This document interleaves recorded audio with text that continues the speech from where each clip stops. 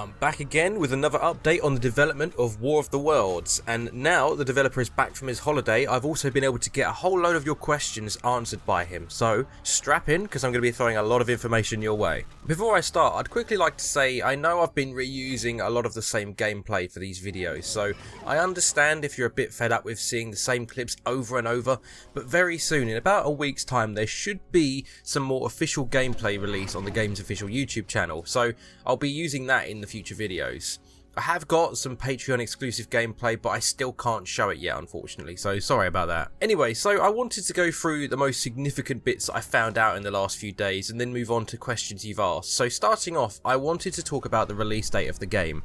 Now, I've had some comments in previous videos that apparently the release date has been confirmed, as some members of the community have been claiming to know the date, which I want to quickly say that there is no confirmed release date yet. So anyone that claims to know the release date has either been given misinformation or they're just telling lies. I've spoken to the developer, he's still got no set date yet, so, you know, however, some people might have got the wrong idea, as at one point on the Steam store page it did say that the release date of the game was the 1st of August. Now, I just want to point out that was a placeholder and the dev needed to select a date when listing it on Steam. This has since been changed, I believe. You know, this was a little while back now and the game is definitely not ready to be released so soon. The only thing I know for sure is that at some point during the summer, Patreon members will get early access to the game on Steam, but a specific date for that hasn't been confirmed either. Just this summer is all we know at the moment. I'm not going to try and call out anybody in particular, but I do believe that spreading out false and unconfirmed information is a bit misleading and not a particularly healthy thing to do, and that's just not in terms of release date, but that goes for anything that you hear about the game. I really think you should try and confirm your information before you start spreading it out. Stuff that you hear through word of mouth you need to take with a pinch of salt in this community, and that even includes things that I say, though I do try to only talk about things that are confirmed, and I specifically mention if it's a theory or if it's not confirmed, so you know whether it's, you know, good information or not. However, if you really do need to know the proper information, you should check out the Steam store page for the game and look at the development notes, or you can speak to like the community management for the game or the developer himself on Discord. Anyways, moving on, so the few things that I've seen in recent Patreon development streams that I'd like to talk about is firstly an update to the heat rays. Now, I mentioned in a previous video how the sound delay for the heat rays was a bit off, and I spoke to the developer and he said he was going to work on changing it. Well, from what I could see in the recent dev stream, the heat ray sounds are a lot more realistic, and by that I mean if there's one in your immediate area, you won't get this weird audio delay when the tripods use their heat rays.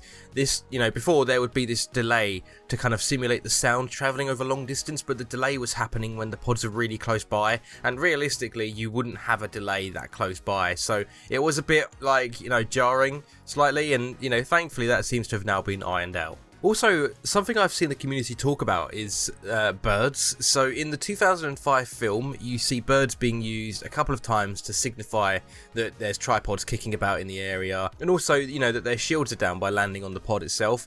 Now again, in a Discord stream, the developer showed that the birds have been modelled into the game, and from what I've seen, they will fly towards the tripods when, you know, so when you're playing the game and you see birds heading in a specific direction, then you know that they're over in that direction. There are tripods. Either that or they're flying away from them. I couldn't really tell, but they will signify that there are tripods in the area. And also later on in the invasion, they should, you know, land on the tripods, you know, to show that they have their shields disabled, so you know which ones can be shot down, you know, conventionally. Now this last bit I'm not 100% sure on whether it's in yet, but I'm 99% sure that it will be, because why would he go through all the effort to add birds and all of that and then not include like the most iconic part of the film, really, or one, not the most, but, you know, one of the most iconic parts of the film where the birds are on the tripod. So I'm pretty sure that will be in the game. I also saw that tripods will now be able to go into a stealth mode, which sounds horrifying, where they actually turn their spotlights off to try and make themselves less obvious from a distance, and it seems to work pretty well. Now that is everything that I've personally seen from recent gameplay. Now moving on to your questions that have been answered by the developer. Firstly, you asked about whether the black smoke will be implemented. Not at all surprisingly, the developer has said no, and I'm assuming that's because the black smoke wasn't really a thing in the film and it was more something that was in the War of the Worlds book, and as such he has decided not to implement that. What he has told me though is that when the red weed is freshly sprayed by the pods, they will do damage to you, so that's pretty cool. Better not get too close to the pods when they're doing their harvesting thing then. Next question was, will players be able to manually control the tripod's horn when playing as a tripod? And that's actually a yes. So it will be binded to a key, so if you're playing multiplayer as a tripod with other humans, theoretically you could use the horn as a form of communication to other players that you've spotted humans in your area, and that could lure other tripods in to help, you know, hunt them down. Now that's going to be super cool, and hopefully it won't get spammed by players too much. You know, I'm sure if there was an issue that it could be tweaked so you can't do it too often, because it could get really annoying if players were just constantly spamming the horn, just being trolls, but we'll see. I'm hoping it won't come to that. Next one, will microphone input be heard in game by AI aliens or tripods? And that's another yes. So the more noise you make with your mic will attract tripods and aliens to your location. So if your household is a very noisy environment, i.e. you have kids that run around the house making a lot of noise, you might want to turn your microphone off, as your little sprogs might get you killed. In game, that is, anyway. Moving on, will players be able to craft items or build things in the game? And that is a no, unfortunately. So to some this might be a bit of a bummer, but I don't think it will play a huge role in the game anyway, as you're not going to be spending too long in one place, so building bases and barricading buildings seems a little bit overkill, but it is a cool idea, not going to lie. Quickly moving on, there will be will there be animals roaming around the map, and will they be killed off by the invaders? Bit of a weird question that you guys asked there, not going to lie, but the developer has responded, and he has said that there will be birds flying around, obviously, but he's not quite sure on other animals at the moment. And to be honest, I don't think this is much of a priority. Perhaps he could include bodies of animals, you know, so he doesn't have to include them roaming around as the AI programming for that. It does seem a bit unnecessary, so perhaps maybe just adding some models of some dead animals laying around in fields and stuff like that. That might be okay, but we'll see. Next one is a bit disappointing to hear, but it's not too bad, is customizing your character. Will that be a thing? And the dev said no customization is planned right now. Now that's not him saying that it will never be a thing, but I suppose what he means by that is that in the list of things that are a priority to work on, you know, that's pretty low down. In fact, it's not even on the list of things that need to be done, so perhaps he might include that after the game is finished, you know, in an update or something, but I wouldn't hold your breath is all I'm going to say on that, which is a shame, but it's not really that surprising. Next is, will there be a free camera mode or like an observer / creative mode where you can just watch the invasion play out, which is also a no from the developer, which sucks for me because I'd love to get some cinematic shots without having to, you know, avoid getting killed, but it seems like I'll have to be that old man at the beginning of the film that hobbles out into the street with his camcorder. You know, he gets trying to get his good shots, but hopefully I'll have a better outcome than that guy.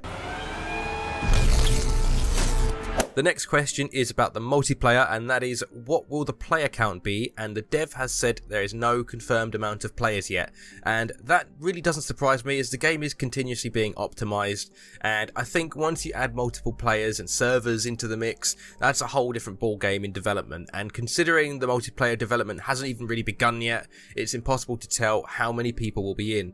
But I'm going to throw in a guess just for fun and say there's going to be around, I want to say 10 to 15 slots in the multiplayer. We'll see how close I am when the game is finished, shall we? Or, you know, whether the actual player count gets announced at some point. But I'm going to randomly throw a guess at 10 to 15 players. Next question is, will the day-night cycle length be adjusted? Because at least to me it seems a bit quick at the moment, and the developer has said that the day-night length is still being tweaked, so it is quite likely we'll see that the days and nights being a bit longer, as currently, I mean, from recent gameplay I've seen, you can reach like day 3 or 4 in about half an hour, which seems a bit fast in my opinion. I mean, if you know, that's if you live long enough anyway, because I've been watching the dev play on Discord and you can die so damn easily, it's hilarious. Moving on, some of you asked, will the scene in the film where the tripods emerge over the hill in the distance and slaughter civilians be in the game too? Now I'll put a picture on the screen just to show you what I mean, and the very short answer to that is yes. So how it will be implemented I'm not sure, whether it will be something that just gets triggered randomly at some point I'm not sure, or perhaps it will be a scripted event. I think the latter is more likely, to be honest, but either way, it's a really creepy moment in the film and I'm glad it's being added to the game actually. Right, we're getting towards the end, guys. I know it's a lot of questions and it's a slightly longer video, so hopefully it's not information overload, but moving on, the next question you asked was, will the red weed fade away and die as it did in the movie? And the answer to that question is yes, it will turn white and ashy as it does towards the end of the film. Next question we discuss heavily on my Discord server actually, link below if you want to join, and that is when you're in a tripod's cage and you get grabbed by a tentacle to be pulled in to be harvested, will players be able to resist being pulled in, perhaps with some quick time events and break free? And I'm very happy to report that you will in fact be able to tap a specific key really fast to pull yourself back out, though I want to emphasise the developer hasn't done this yet, but this will definitely be a thing, so quick time events everybody, woo! And with that we move on to the last question, which is when controlling a tripod, will players be able to use the harvester tentacles to pick up humans and put them in the cages? Now, all the developer has said as, you know, I haven't done this part yet. That's all he said. So, which to me sounds like he's saying yes, he will be able to, but it's not been put in the game yet. To me, that kind of means yes, but just I haven't done it yet. But anyway, that is all of the most burning questions you guys have sent in, answered by the developer. So, it looks like a lot of good news actually. So, I'm sorry if you have commented a question before and I haven't had it answered or I've missed it off. I've had so many questions, it's been hard to keep track, but I will do my best to write them down when I see them in future and get them answered.